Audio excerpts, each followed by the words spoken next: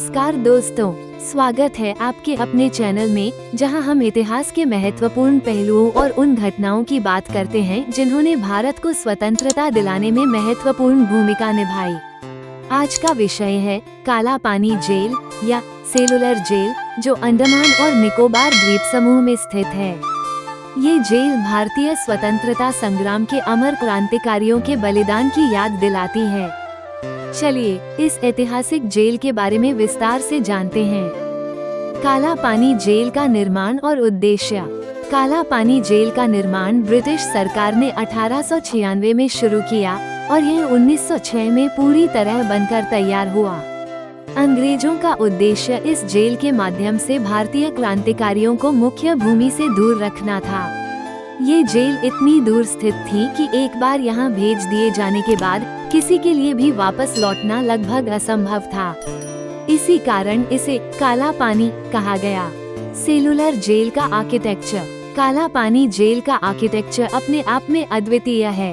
ये जेल एक सितारे के आकार में बनाई गई थी, जिसमें 7 खंड विंग्स थे।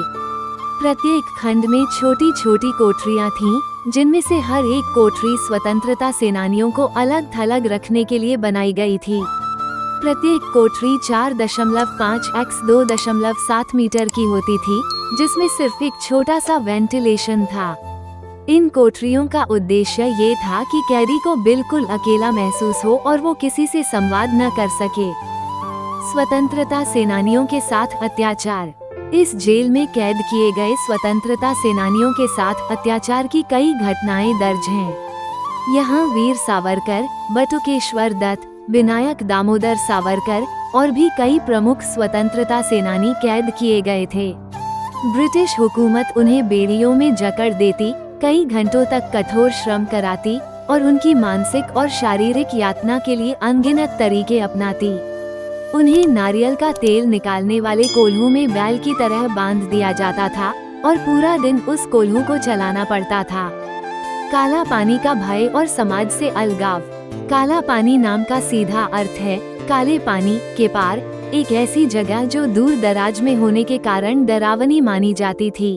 अंग्रेजों ने भारतीयों के मन में इस जेल का इतना खौफ बिठा दिया था कि जब किसी को यहाँ भेजा जाता तो समझ लिया जाता था कि वो वापस नहीं लौटेगा। इस अलगाव से उनका परिवार और समाज से संपर्क पूरी तरह से कट जाता था, जो अंग्रेजों के लिए एक मनोवैज्ञानिक दंड का हिस्सा था।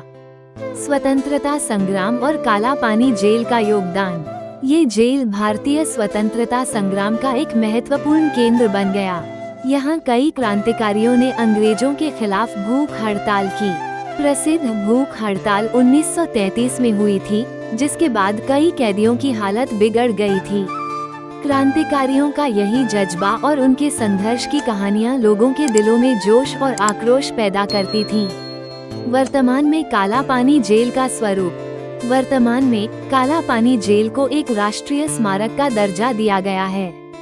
इसे स्वतंत्रता संग्राम के महानायकों की स्मृतियों को सजीव रखने के लिए संग्रहालय में परिवर्तित कर दिया गया है।